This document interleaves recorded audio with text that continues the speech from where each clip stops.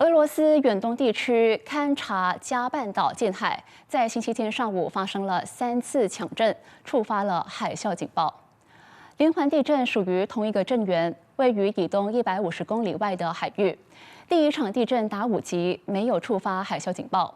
第二场地震虽然提升到6.7级，但依旧没有触发海啸警报。直到我国时间下午4点49分，当地发生第3次7.4级地震后，触发了海啸警报。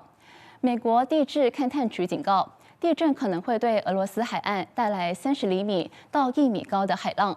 日本和美国夏威夷岛也将有30厘米高的海浪侵袭。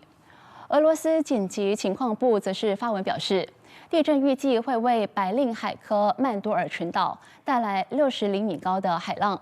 勘察加半岛则是会遭遇最高40厘米海浪的侵袭。